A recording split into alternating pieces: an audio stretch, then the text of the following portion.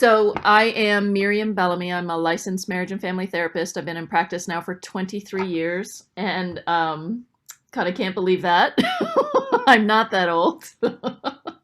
I am the director of Whole Family Neurofeedback, and I'm the director of Marriage Help Colorado. And for you Georgia folks, I had a practice in Georgia for almost 20 years. My family and I moved out to Colorado a few years ago, and I just have maintained my licensure in Georgia and my contacts, my colleagues, and actually even lots of clients now that telehealth is quite a thing. I am licensed in Colorado as well, but started a neurofeedback practice a few years ago because of my own experience with it, and I'll talk a little bit about that as we go. But I wanted to say, let's see. Please feel free to add into the chat. Lisa has added that she's a BASW student. I lost the message. There it goes. At Salisbury. What is BASW? Oh, for your social work degree, Lisa? You can just type that into the chat, but thank you. And yes, we have a great group of folks here today, and I thank you for taking time out of your schedules. I know how busy we all are. We have just been inundated this year. With the demand of what's happening in our world. So I know we've been hit hard, so I really appreciate you taking the time. And I'm glad you still have the energy to be curious about something new or different. And thank you for those who, most of you filled out the little survey. I was trying to get an idea of what your specializations are, what your practices are, and what your interest has been in this particular Lunch and Learn. And so we've got people who are interested professionally and personally in both learning about systems thinking, a different approach to ADHD, and then also in trying to learn more about neurofeedback. So welcome, Hillary. I'm having everybody be on mute for now. If you have questions at any point, you just unmute yourself and interrupt me. I love discussion, so I'm happy to have you and happy to have any discussion. So today I'm going to be sharing my thoughts about ADHD and neurofeedback and family systems. What is ADHD and how can we understand it better? And I come to you having had my own journey with working on my family, my marriage. I have two daughters who are now 19 and 17 and both carry the diagnosis of ADHD, and we'll talk a little bit about how that came about. But I practiced an attachment-based approach, like most of us do in the beginning of my career. And I just found over the years that it didn't quite resonate at a certain point. And so both personally and professionally, there were all of these stuck points that I was finding with myself personally and with my clients. So I began to shift back to where I really resonated in graduate school, and that was on systems, family emotional systems, and that kind of thinking. And so I've been practicing and studying pretty diligently a systems model for the last 15 years. And I found it to be deeply compelling, deeply rewarding, and very challenging, but well worth it. So the Lunch and Learn today is a culmination of years of my own study and thought and practice with these kinds of family issues. But I also want to emphasize that this is just an introduction. It's a pretty complicated topic, and so I'm trying to sort of very high level it while also making it interesting, I hope, to you. So I'm going to go ahead and share my screen so that we can enjoy a PowerPoint while I talk. And let me know if anybody's having any difficulty seeing that. I'm going to shrink my video. Okay, so understanding ADHD has proven pretty difficult for scientists, for practitioners like us, and for those carrying the diagnosis. It can be a bewildering diagnosis, in my opinion, with one person looking one way, another person looking entirely different. The diagnosing process, I think, is pretty complex. So both of our daughters went through the psych ed testing, all that testing. I don't know if any of you have any experience with that, but it's a lot of testing. It's a lot of money. One daughter, yep, you got ADHD, along with a few other diagnoses. Another daughter, no, you don't have ADHD. And that daughter was convinced that she had it and went to a Kaiser physician and within 10 minutes was diagnosed with ADHD. So that adds to the controversy. It adds to the complexity of ADHD. And even with good quality practitioners, and this is a problem with diagnosis in general, you're going to get potentially, if you get 10 diagnosticians in a room, you're going to get potentially 10 different diagnoses. So what's going on with ADHD, right? We cannot identify the part of the brain, right, that is responsible. Why can't we isolate the gene? And I think these are complicated questions, and they're as complicated as ADHD. And I think that's precisely why ADHD from a scientific perspective has proven so difficult. It's because by and large, the scientific community is looking at it too narrowly. By and large, the scientific community comes from a reductionist kind of a perspective, a Newtonian kind of perspective. And I'll describe that a little bit. And they try to break down ADHD into movable parts or workable parts, right? Parts to be analyzed. And I just don't think human beings work that way. Systems thinking comes at it from a very different angle. And again, I want to say, well, this is actually a little bit different. You're not going to come away with a comprehensive understanding of systems, okay? You're not going to come away with this from today with techniques or tools, because a family systems approach is a way of thinking, and that's it. The power of it is profound. But where it really has its power is in its ability to transform how you make decisions moment by moment in a counseling session or in your own life, or both. And actually, Dr. Murray Bowen, I don't know if you guys are familiar with him, he's one of the developers of systems thinking, felt that your own work, your own ability to think systems, and we'll talk about what that means, is the change factor in a counseling session, is your ability to not get wrapped up in where the family is really stuck, to be able to see it, observe it, and reflect that back to them. So systems thinking is looking at wholes. The whole is greater than the sum of the parts. That was something that I heard in graduate school, and it just for some reason stuck with me. The whole, at WHOLE, is greater than the sum of the parts. And this is one way that systems thinking is different from attachment theory. Is that we're looking at wholes. Attachment theory tends to want to break things down, right? It's more reductionist. It looks at, for example, parenting style as a primary thing. If we can sort of tweak the parenting style or diagnose the parenting style, we can change things. And systems says, not always, and not a lot of the time, that there's a lot more going on in the whole family. And to think in terms of wholes. We work to synthesize rather than to analyze, to see the interrelatedness of things. And I'm going to give some examples later on about cases that I've worked with where there's ADHD as a diagnosis. And you'll begin to hear how I would conceptualize a case that is different. And I will say that the world is actually moving, the scientific community slowly but surely is moving towards systems thinking.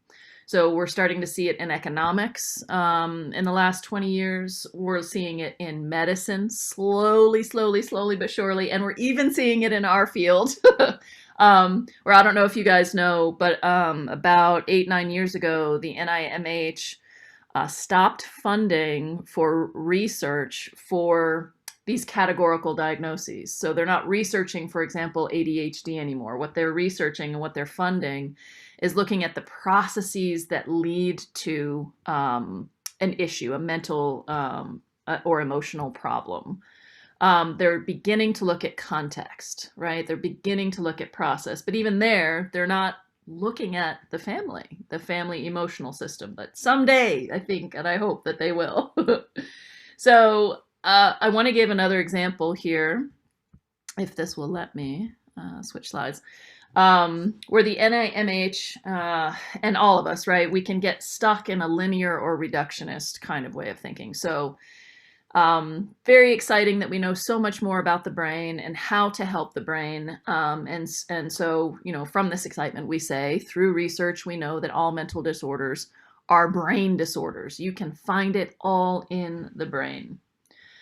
I hope to help you begin to see that from a systems perspective that they're wrong. And you might think that, I'm a neurofeedback practitioner. There's a lot in the brain. You might think I'd be like, yeah, it's all in the brain. We got to help the brain, right? But if you're looking at the brain, you're going to find all kind of things. And we have in the past, right? But they don't always line up, right? We can never, ever find that silver bullet.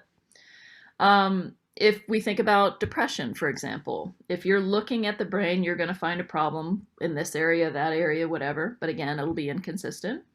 But then if you think about the latest research on depression, what are they finding? It's highly associated with inflammation, right? It's not brain inflammation, it's body inflammation. So now we have a conflict, right, with the National Institute of Mental Health, right? There's just so much more at play, and systems thinking tries to look at that. And so what I would propose to you today is to see that it's in each of these spheres, right? It's in the brain, ADHD. It's in the body. It's in the family.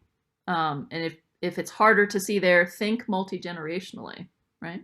Think about, your in-laws. Think about your family. Go generations back, which is what a systems approach will do, is think about this bigger picture. It's in society, right? And it's in the environment, in the ecosphere.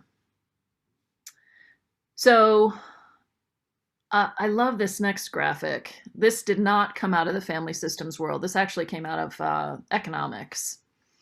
But it begins to illustrate that systems thinking is a way of thinking, right? And so this is, as you begin to think about, because I know most of us do practice from an attachment place, it doesn't quite line up with attachment because it's a different way of thinking. So I don't want to belabor the point. So just to take a couple of these. So maybe from an attachment or a psychodynamic even perspective, right? We're looking at individual sort of problems, right? The problem in this individual, the problem in that individual. And so for ADHD, for example, how does the family, we look more at the interconnectedness, right? So how does the family interact with the child? How does mom interact with the child? How does her relationship with her husband impact how she relates with the child? How does how she interacts with the child impact how she relates with her husband? And how the child interacts with the husband. I mean, so we sort of look for these holes. Another example where we look at analysis versus synthesis. Synthesis would be more of a systems way. So like I mentioned earlier, in attachment, we're looking at parenting styles, right? That's analysis. We can break it down into these smaller parts. But what we might miss there is, well, mom's parenting style is insecure, something like that with the child. But what we're missing is mom is cut off from her parents. She hasn't spoken to them in 15 years, let's say. And so when we have sort of this limited contact, there's more stress. There's less place for what Bowen would call the chronic anxiety in a system to go anywhere. And so where does it go, right? And so we just sort of pan back and see something bigger than just mom's parenting style. We would also see that one child has ADHD, the other child doesn't have anything. That other child is, on a roll, whatever, they're doing beautifully. It's the same mother, it's the same parenting style. And so systems theory begins to say, okay, what else is going on here? What is part of the bigger picture? Isolation versus relationships. You'll see this a lot in couples therapy, for example, is that we will see how disconnected the couple is. In systems thinking, we see the ways that they are connected and how they manage that connection. So it's just a broader look at all human problems. So when I start working with a family where there's an ADHD diagnosis. Coming from a systems perspective, I care nothing about that diagnosis. I actually have a colleague out here who's an occupational therapist who's just brilliant. Her name is Ilea Shrigley. And she and I were doing an interview recently. And she quoted one of her favorite authors. I think his name was Stephen Shore. And he says, if you've met one person with autism, congratulations, you've met one person with autism. And that was how Ilea was describing how she works. She's pediatric OT. She works with kids with autism, ADHD, the whole spectrum. And, she just takes each child as they are from where they're coming and looks at the broader context in which they live, and takes more of a family approach and has that broader understanding. So when it comes to the family, right, what we think about is the process. What is the family emotional process? Not why is the family emotional process, which is more of a conventional approach. Why is this happening? Well, there's trauma, right? So let's take trauma, for example. So there's trauma. We're going to treat the trauma, right? So let's say the methods we're choosing don't work, and then we use in neurofeedback, and the neurofeedback works, and that person gets better, right? Or we treat the inflammation or something, and the person gets better. But then the child starts to not do so well. Mom gets better, dad gets better, whatever. The child doesn't do so well. And sometimes it's the opposite. Mom gets better, child gets better. But then, some other family member. There's just a much bigger process going on.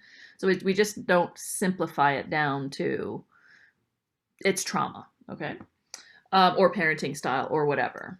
We look at the process rather than the problem that people come in with.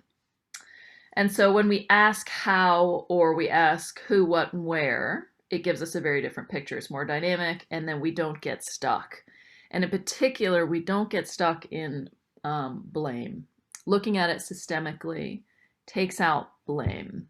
And I think that's an important point and a subtle one. And we can talk about that if anybody wants to. So let's see. So what do I mean by the family emotional system? So as I mentioned, let's see if I already got to there. Dr. Murray Bowen is someone who really made quite a bit of headway in thinking systems, and he actually transformed the field. Where before Bowen, and there were other thinkers as well at the time, just a small handful. Before Bowen, there was no such thing as couples or family therapy, right? And Bowen came in and began to think that there was something more going on. It's not just this individual who lives in a vacuum, right? There's a larger context in which that individual works and lives and loves and plays and all that. Let's see. And he began to see what was happening between people as just as interesting as what was happening between someone's ears, right? Because again, the prevailing thinking was it's what's in your mind, what's in your brain before Bowen. That's what Freud was all about, right?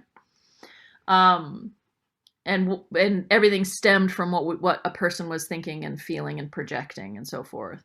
But Dr. Bowen thought, there's something going on between people, right? And it's a very different animal.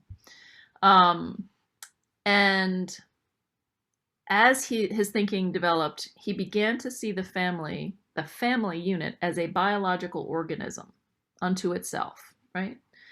And you think of these, what are they called? Shoot. It's not a superorganism, but maybe I'll think of it. Anyways, you begin to see that. You see this all across nature where these organisms evolve multicellular. Yeah, multicellular, and the complexity just grows. And he thought the family was a multicellular, essentially, organism. An organism that seems to regulate individuals, right? While the individuals also regulate it, right? Just like within a cell, different parts of the cell regulate the cell, and the cell regulates the different parts.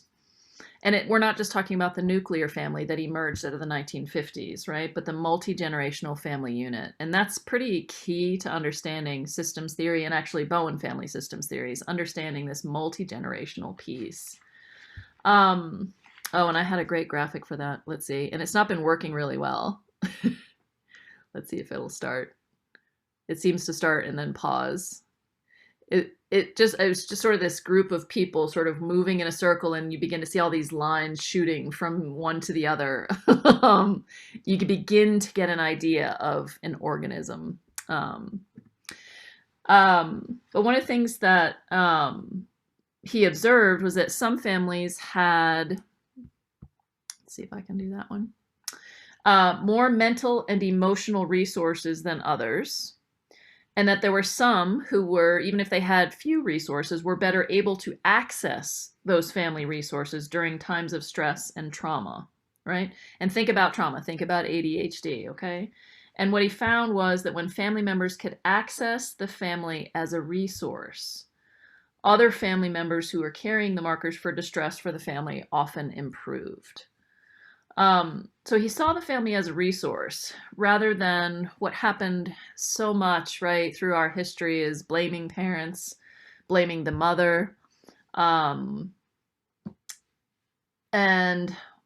Bowen thought that when they could see the family as a resource, okay, and I'm not talking about as an attachment kind of resource. It's not about getting good feels from mom or dad.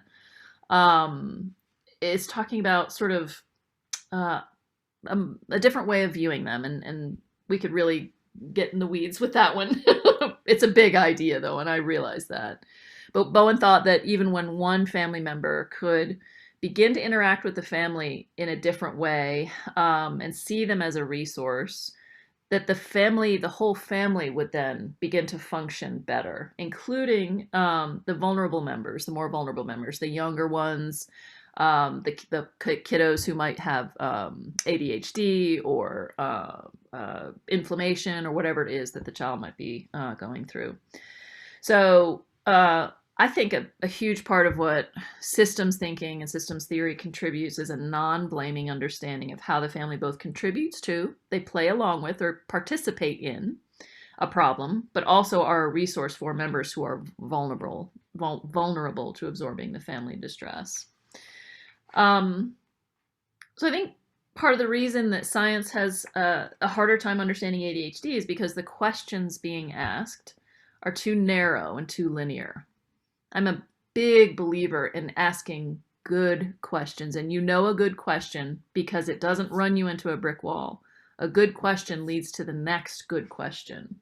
It breeds curiosity, not self-blame. And it's nonlinear, right? ADHD is a nonlinear process. And coming from a family systems perspective, it's not a condition as much as it is a process. And when people begin to look at things from a brain, body, family, society, ecosphere, atmosphere, whatever environment process, and in particular a family emotional process, then a problem becomes dynamic. It's not set in stone. It's movable because you can begin to see how much movement there is constantly. And then we can begin to see how we're moving as part of that system, right? And then we can just begin to without blame, without self-blame, other blame, whatever, we can just begin to step out of that just a little bit, and it changes the dynamic. And so with the neurofeedback that we do, I get calls from parents who want me to give neurofeedback to that child. And of course, I'm happy to. Sometimes that is just this wonderful thing that changes everything, right? But most of the time, what I really want is mom and or dad to be doing the neurofeedback as well. Because I have this awareness that it's more complex than just treating that one family member. And we can talk more about, and we will, what neurofeedback does and how it helps this process along. So I want to go ahead and give some of these examples that I referred to earlier of how I might conceptualize a case, or cases that I've worked with where you can begin to see something just a little different. So I worked once with a mom in Florida. Actually, we rent the equipment to people, and so mom in Florida was very, very worried about her son. He was 9 at the time. He was uh, lashing out at her physically. He was having a problem at school, lashing out physically at people, and was on the brink of being expelled. She was on the desperate side. She rented the equipment, and he wouldn't do the sessions. I encouraged her to do the sessions, her husband to do the sessions. Thankfully, he was open. The more I learned about this family, I could see that the father had chronic illness, a lot going on. He did sessions. Slowly, he began to improve. Mom started to feel better, and the son's behavior shifted, not having done any neurofeedback. Let's take another family. And I'm just giving you snapshots, right? There's a lot of complexity in these. There's the ongoing story, okay?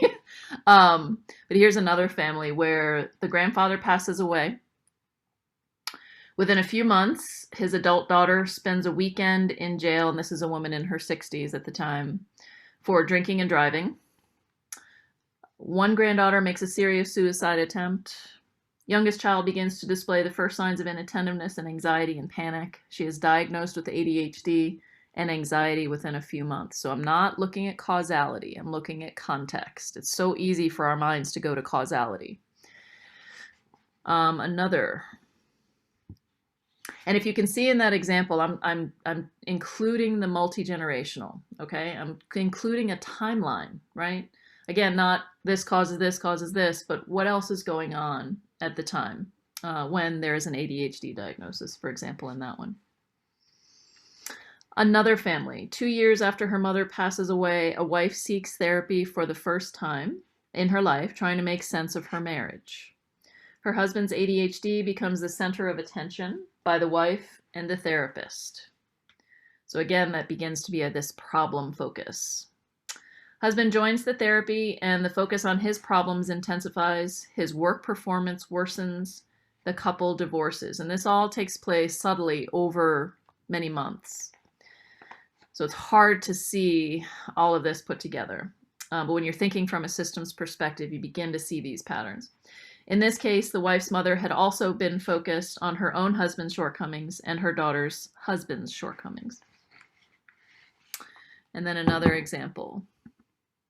Just trying to get a little broader when we think about ADHD. Another example, a youngest son who was diagnosed with ADHD, but whose eldest sister was so anxiously focused on by the parents that he was never given guidance or assistance in his education. Found his own way. Ran a successful business until his retirement. So I share these examples just to give you a little flavor of if we can begin to understand ADHD in a context, we might be a little less concerned about ADHD. And less concerned about seeing it in one family member. And hopefully less concerned about blaming that family member or ourselves or our spouses or our mothers or whatever, just seeing a process going on. Seeing the family as a whole across generations and seeing it potentially as a resource. So I'm going to talk a little bit more about Bowen theory, and then I'm going to take some questions, and then we'll start talking some more about neurofeedback. Let me take a sip here.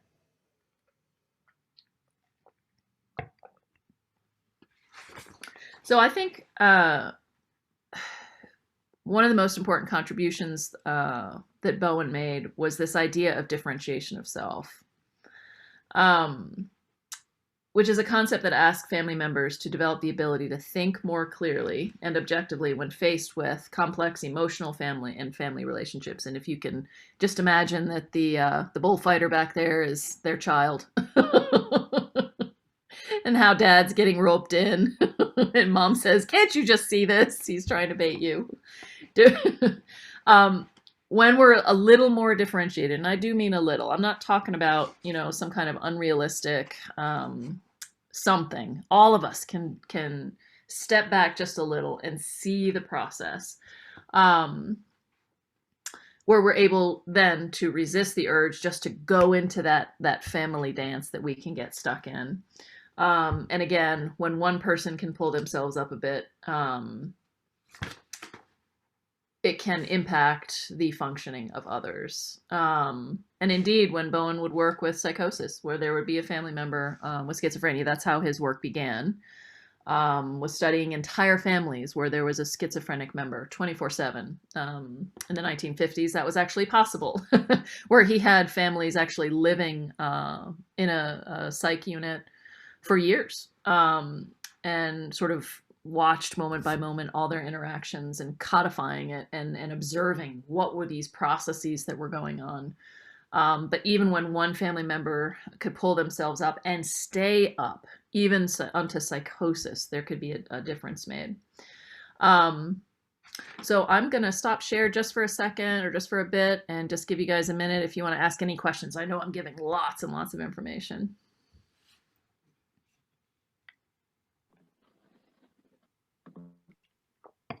Miriam, I have a question. This is Sarah. Yeah. Well, I guess maybe a clarifying question. So you're saying in the systems approach, when we're talking about differentiation of self from the system, but even just like an attunement to that awareness can shift the entire system. Yes. Yes. Wow. Okay. Yeah. Yeah, they call it, what do they call it? The Bowen two-step back, something like that. For example, when, let's say, your ADHD child is at school or your client and they're getting into trouble at school. In Bowen theory, we wouldn't have that mother get more involved. We would help her step back a little bit and say, okay, what's going on? How am I involved? How am I not involved? How's the school involved? That kind of thing. Does that help, Sarah? Yes, absolutely. Thank you. All right. Yeah. Anybody else? It was a great question. I just want to say this is really good stuff. I like the not blaming the mother. Yeah. Because moms are working, they're trying as hard as they can, and that just adds stress to the child and the mother and and the school and all of that. Right. And so often, right, moms tend to feel overly responsible anyways. And so any kind of message where somehow you're causing this is just, and that was one of the things that actually I heard Dr. Kerr say, who was who took Bowen's not predecessor, whatever comes after that, took over for Bowen when Bowen died. He made the comment once that self-blame is the nail in the coffin to develop differentiation of self. So when you've got that blame in the system, you are not going to be able to step back and see it, or it's going to be that much harder. So yeah, getting that self-blame out, seeing it from this perspective is just so freeing. Has been for me. All right. I have a quick question. Sure, Hillary. First of all, this is great. Really am appreciating this perspective on it. Any thoughts with this model of, and I'm thinking of like all the systems work that I know, especially about like addiction and whatnot. But I'm curious about any thoughts about why one child would display behaviors such as ADHD, whereas, the exact model that you gave just happens to be the model in my home, which is, we've got one super overachieving, conscientious, never misses a deadline child, and then the other one at the other end of that continuum. Is there a thought that there's, just that's the only role open for that child to behave from a family, right? Like the overachieving role is already taken. So I think where my head is going with that question. Yeah. Because I have a similar thing, right? They're both diagnosed, but one is like you described, right? She's super high functioning. She's high achieving. She's driven. She's much more resilient than the other. But they both have the diagnosis. But But yeah, so I think that's where systems thinking can really be helpful. I don't think somebody has to be a certain role. And actually, the more flexible the system, the more they can take turns. Bowen talked about flexibility. When you get really sort of stuck and rigid, that kind of thing in a pattern, that can be harder, right? But when there's flexibility, so my girls will take turns. Sometimes the older one is in a rough spot, and then the other one is like, what is going on with these children? But when you think systems, so that's part of why I brought earlier on that all the systems that a family is involved in, right? So it's not just within the family and multi-generationally, it's also the medical system.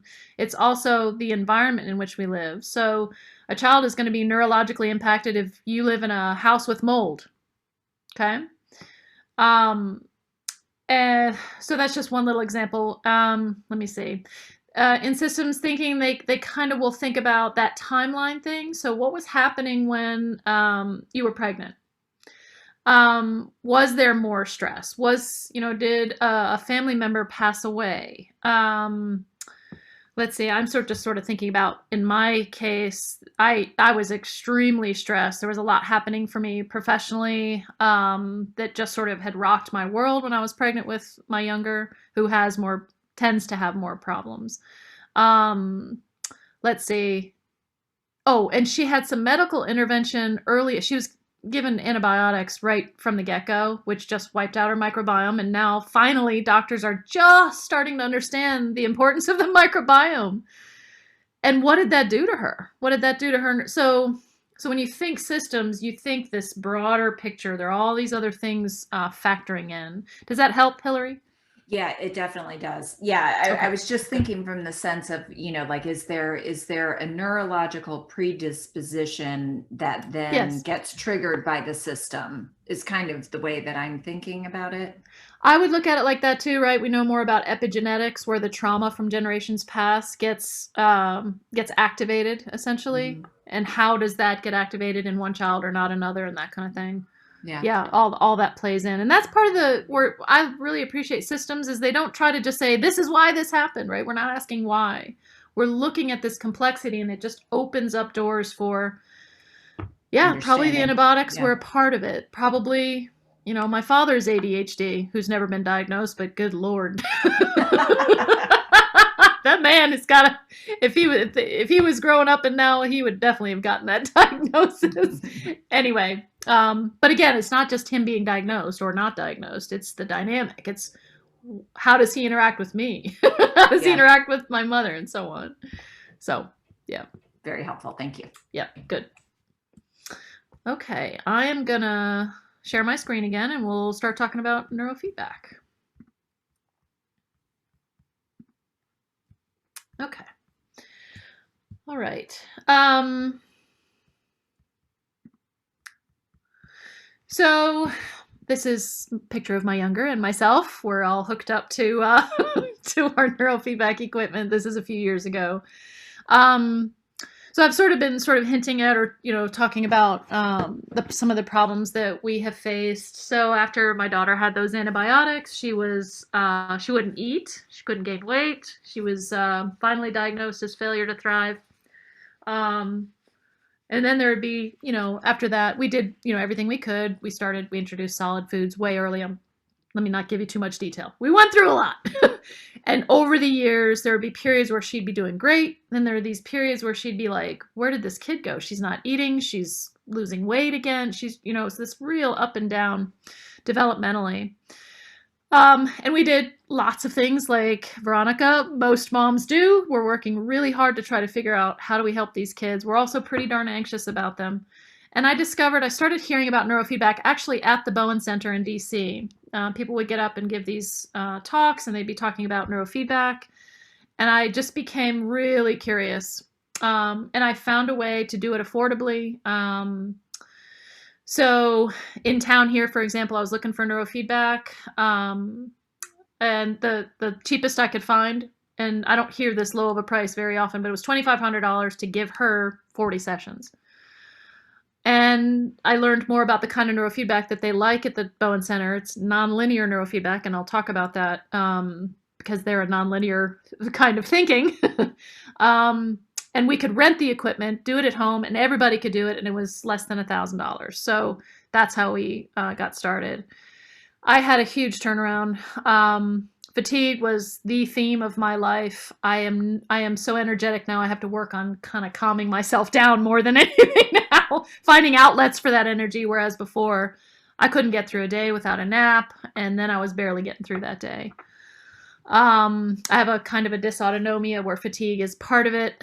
And I started feeling calm and happy, and I actually felt joy in my life again once I started doing neurofeedback.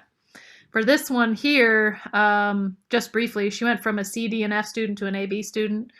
Homework went from screaming for 2 hours because she was just so frustrated. And that's not us screaming. That was her screaming and crying and frustration because we couldn't help her. She just could not hear us, understand us, be calm enough to figure it out. She went from that to me sort of discovering in her room, quietly studying, focused. Her handwriting changed. She started cleaning her room. She got in a better mood.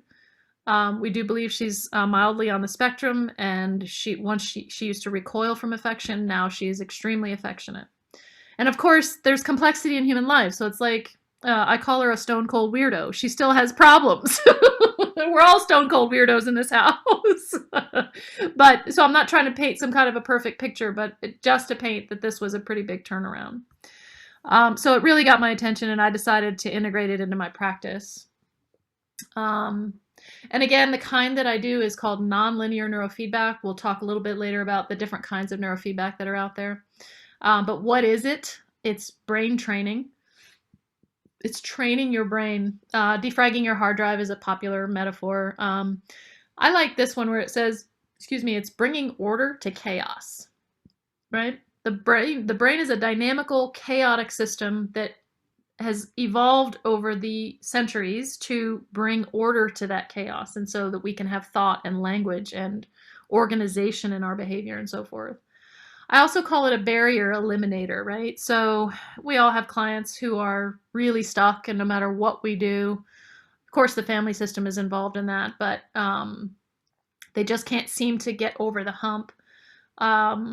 And so this was for me, I mean, for myself, even personally, not just, with my kiddos, but I just couldn't break out of that fatigue. If there's a supplement out there to take for it, I took it. Just couldn't, like I said, couldn't break out.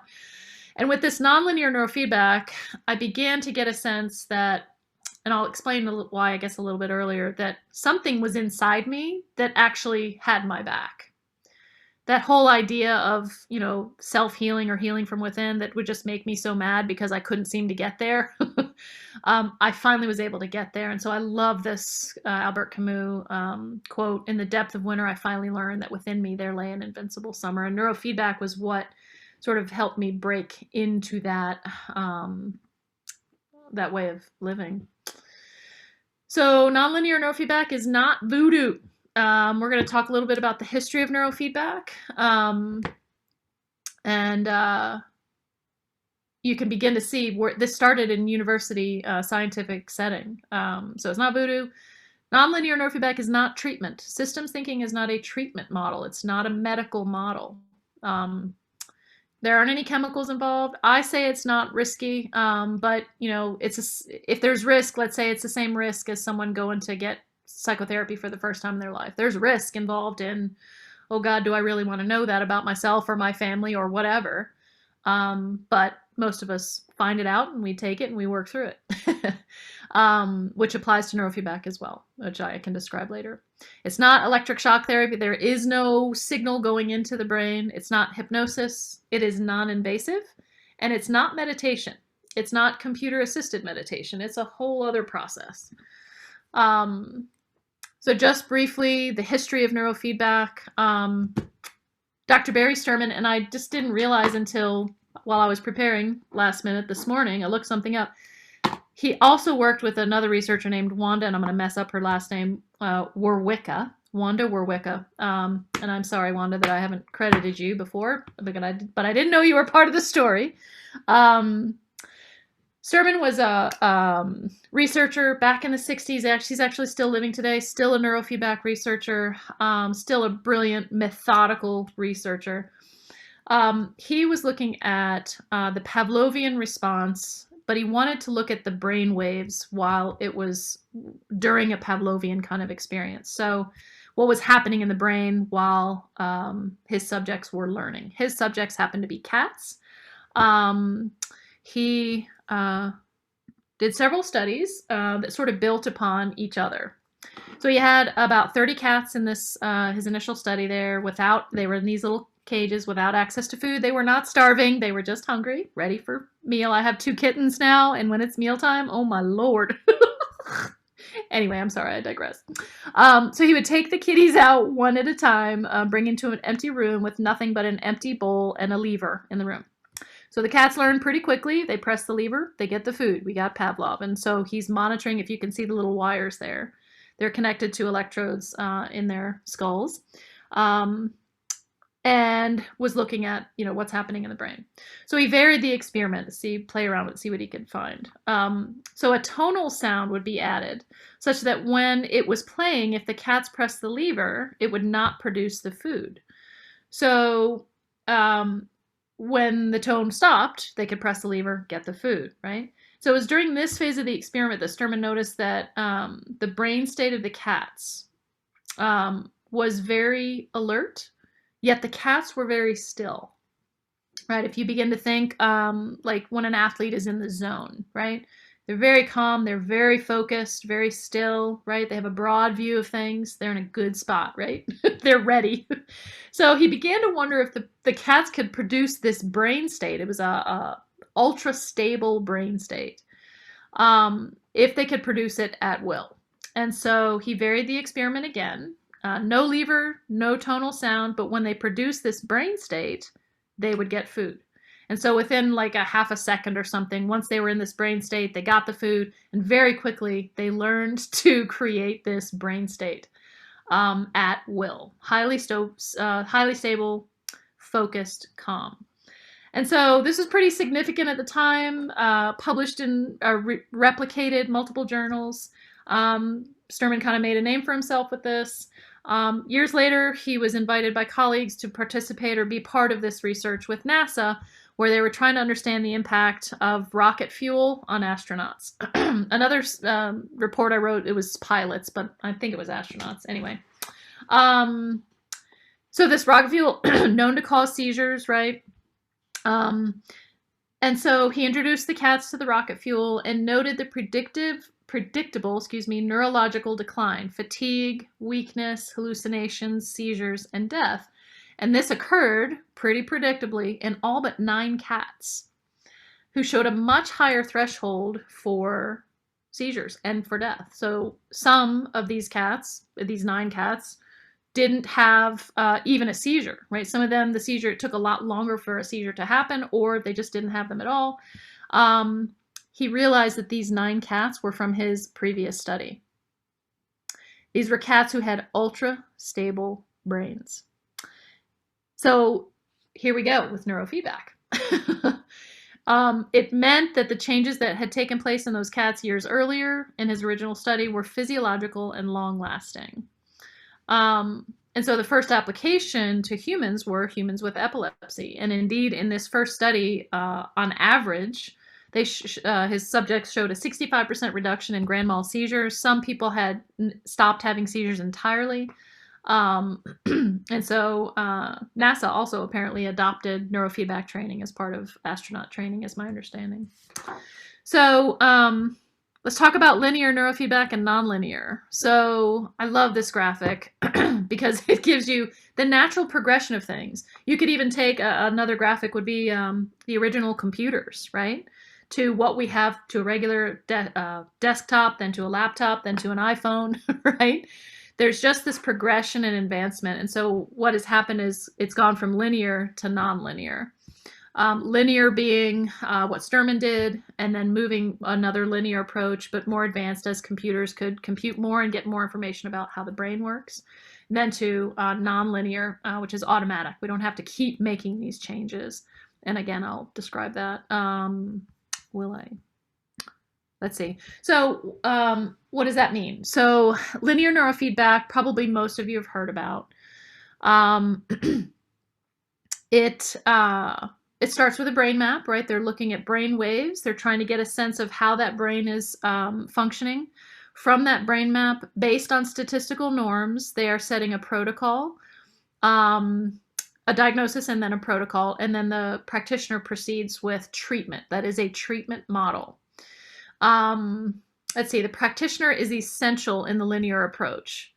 Because it's based on statistical norms, because different protocols conflict. So for example, anxiety and depression protocols conflict, but most people have both. So that practitioner has to get in there to make adjustments, moment by moment sometimes. There are, unfortunately, linear practitioners who will go in and set a protocol and leave.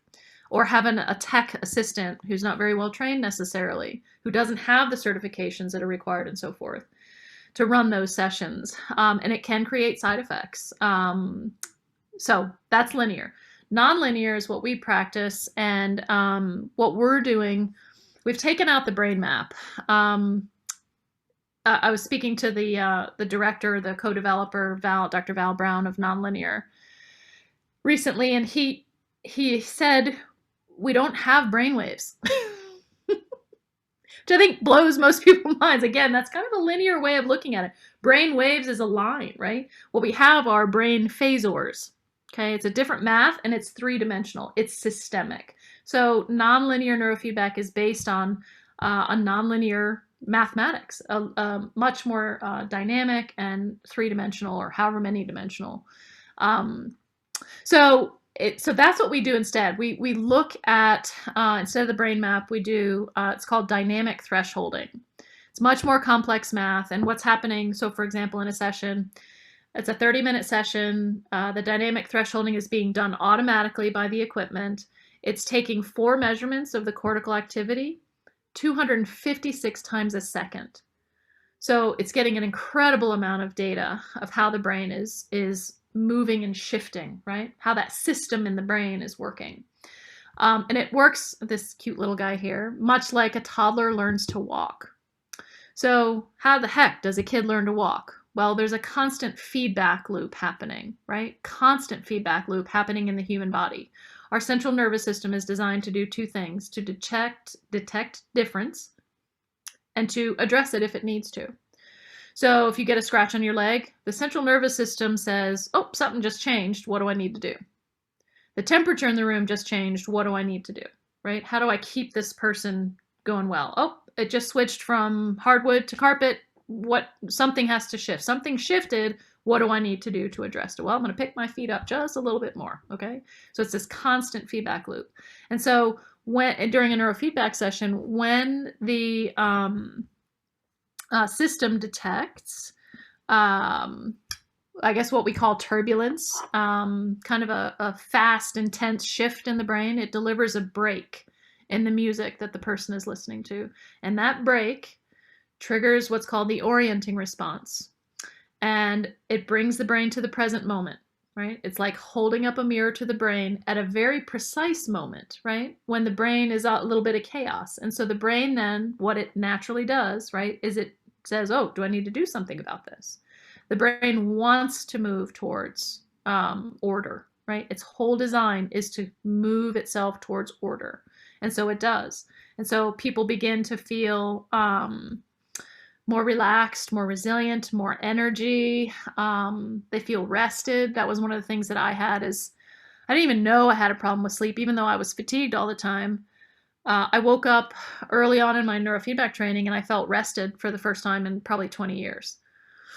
With ADHD, they'll be more focused, greater creativity, like my daughter, better able to organize, greater resilience in the face of challenge, and so here are some of these. And if you can begin to think about how these show up in a family system, right? I think that's it. If one family member begins to feel calmer and happier and more creative and whatever, there are bumps along the way. But if they can maintain that, like Bowen said, if they can maintain that shift, and neurofeedback helps profoundly with that, then the whole system begins to move forward. Focus, there we go. So we can talk about integrating into clinical practice. If you have questions about that, there are clinical implications, ethical, economic.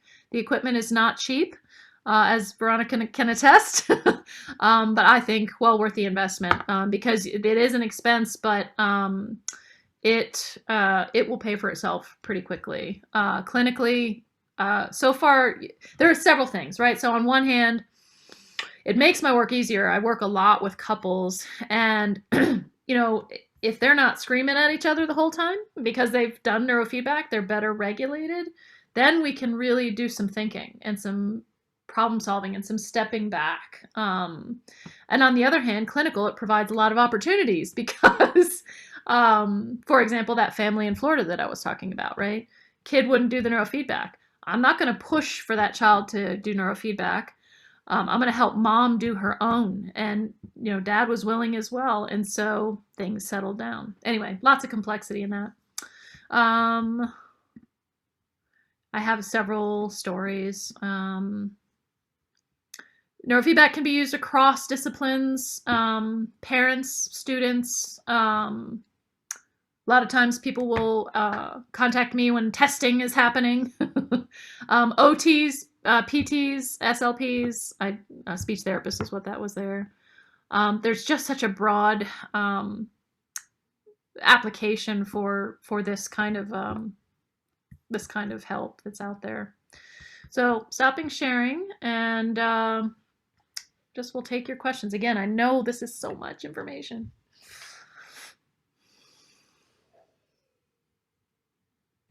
Yes, Miriam, this is Khalees. I had a question. As far as like the neurofeedback equipment, how do you use it if the child may have some sensory challenges? Oh, it's huge with sensory. Yeah. It can calm that down. I mean, well, there is a challenge with that often, or not often. I rarely see it, but sometimes I will see it, where the child has such sensory issues that they can't tolerate. You saw the picture with my daughter, right? They can't tolerate the sensor up here, the paste. Mm-hmm. But there have been ways that work pretty reliably with that. I'll send an extra set of sensors, and so mom will hook herself up, and not be plugged into the equipment, but he's plugged into the equipment, or she is. You see what I'm saying? So you get the child used to it. Another one we'll put the sensors on their teddy bear or something like that. Or if the child is just too sensitive, we'll have mom and or dad siblings train. And so as things settle down, the child will start to train. And even things where we can do 10 minutes of a session. It's a 30-minute session. Is that kind of what you're asking? Yeah, because for example, I have a son that's on the spectrum, and he doesn't like anything on his face, touching his ears or certain, you know what I mean? So yeah, just trying to see how that will work. So you would just kind of introduce it to them slowly, where maybe they, get accustomed to having it on them. Yes. Certain places. Okay. Yep. And there are practitioners too. If he has a practitioner in his life, well, who may or may not do neurofeedback. There are neurofeedback practitioners where they'll do a session with the child, and they'll have a second unit, a second set of equipment or whatever there, where they both do a session at the same time, and that can be very helpful too. But it can be a process. Yeah.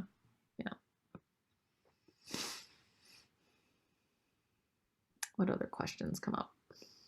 Miriam, you might have said this, I guess, kind of thinking about it in the parts versus the whole.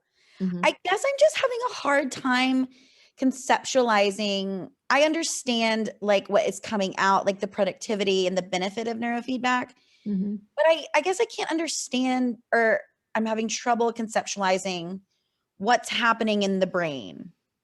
Like, so you are sticking things to people's heads, and then like what's happening? It's not it's not like charging, I don't know, actually. You tell me. Okay. Yeah, no, it's a great question. And it's probably one of the most common questions because it does like, wait, what? I guess one thing I would say is don't overthink it. Okay. So I'll go into when the sensors are here. So if you think about an electrical circuit with nonlinear neurofeedback, that's what they're setting up. So this is the best spot on the brain to get sort of a total brain read is right here. So you put the sensors here with a conductive paste. Let's see. And so conduction, right? And so then there are sensors here and here and here, and that's an electrical circuit. So it's completing the circuit, right? So it's reading this information. It plugs it into what's called a Z amp, which converts it from a cortical signal to a digital signal so the computer can read it.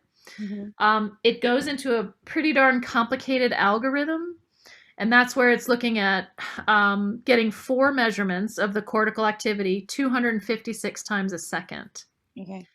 So it's looking at intensity or voltage. It's looking at frequency, right? It's looking at how long does a particular frequency and intensity last? And then how this shifts over time. Okay. Okay. So when it gets all that information, it gets how the brain is sort of spazzy or turbulent or moving right along in an orderly manner. And when it's not orderly, because we know that the brain wants to be orderly, it will bring itself back to order. We show it a mirror to it. Okay. Right? Okay, yes. Does that help? Yes. So you go in front, you got ketchup on your shirt. You go in front of the mirror. You're like instantly, automatically, you go, oh, look, there's ketchup. And you try to get it off or you change your shirt. The brain does that. Okay. Okay. Interesting. Thank you. Yeah. I hope that helps. Yeah, it can be, it can be confusing. I wanted to address, Veronica asked a question in the chat. So she actually has a nonlinear unit here in Wyoming, or up in Wyoming. I use my system with a broad range of clients. What have you seen lately with grieving clients? I would say, in my opinion, I don't know that this is an official systems kind of an approach, but grief, I think, is a fundamental process in human life. So I look at depression as grief. All depression as grief. There's a great book called Lost Connections by, what's his name? Johan, I think is his last name. Yari Johan? That's not right. Something, Johan. Anyways, it came out like 3 years ago. Great exploration of depression. And basically, I don't even know if he claimed this exactly in the book, but depression is lost connection. And so, Veronica, I see it, I guess the whole variety. It helps people grieve who are refusing to grieve, right? They're sort of cut off from it. But then also, I'm thinking of a woman who was super connected to her dog, lost him this year, and she had been doing the neurofeedback, and she was more okay than she thought she was going to be. So it can create resilience in that. So I guess, does that help, Veronica? Yeah. And even more concretely, what I've seen with my clients is I hook them up and I stay with them and we talk while they're on the system. And the system, the breaks in the music they'll tell me, oh, I'm doing okay. But then the breaks in the music are longer. And sometimes they even shut down the system and I have to restart it. So I think that's really interesting and significant.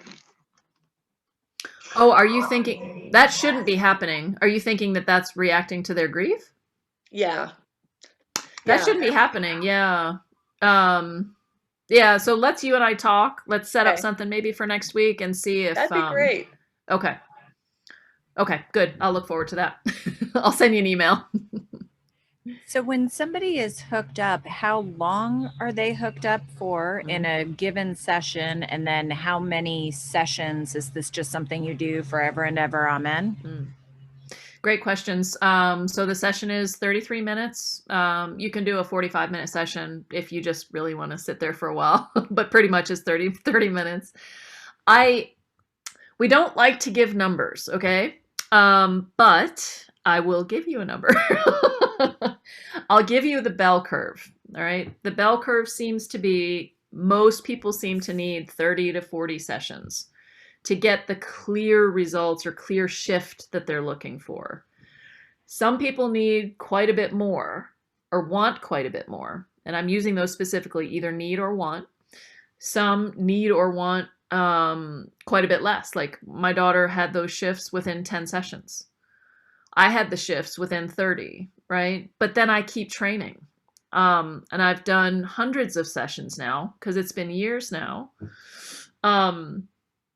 And I continue to progress forward. I continue, like I was trying to describe with Veronica, my own grief will either melt away or I'll have more ability to look at it or to confront it, deal with it, feel it, whatever.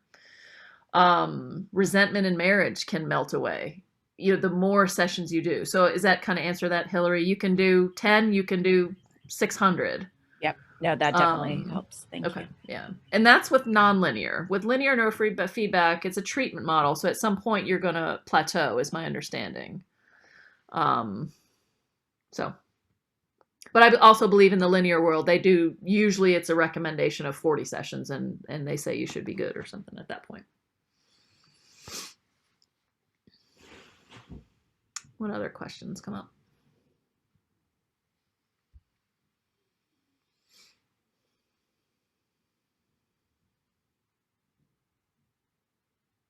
I love that everybody introduced themselves in the chat. I'm going to request that people do that now. I love it. Thank you, everybody.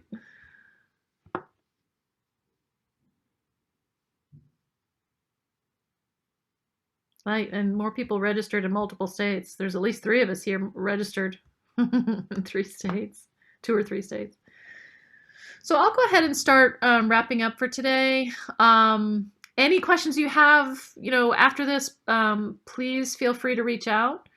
There are a couple things that I'm going to be doing with you to follow up. So one is there are several Bowen centers or family systems. They're all Bowen, actually, the ones that I tend to follow around the country. And I'm going to send everybody an email with links to their websites if you want to learn more about systems. I really am loving the Vermont people lately. So check them out. There's Vermont, Chicago, and DC are the ones that I'm going to send you links to. And then for me, I just started, a colleague and I, Christy Knight, just started a private Facebook group. So there's no content in it just yet. So if you're on Facebook, if you like Facebook groups, and if you're sort of thinking about this neurofeedback thing, Christy and I are going to be putting out lots of videos and material and whatever for helping people get started or think about getting started if they want to begin to integrate neurofeedback. So in the email I'll send you, there's a link to that to request to join that group. Let's see. And then what was the other thing I was going to, there'll be another follow-up probably tomorrow email. That'll be just, I would love your feedback from this Lunch and Learn. It's like 5 or 6 questions, just like kind of like the poll that you guys did before today. And then at the end of that, if you want to spend an hour with me privately, I'm happy to do that. If you want to talk about systems, you want to talk about neurofeedback, whatever, I'm super happy to do that. So that will be in a separate email. So 2 emails coming from me, one with the systems links and the Facebook group link, and then the other as an evaluation for today. So thank you guys again for coming. It's actually been really great to be with you, and I look forward to seeing you sometime soon, maybe in the future. Thanks, guys. Thanks. Bye. Thank you. Thank you. Bye.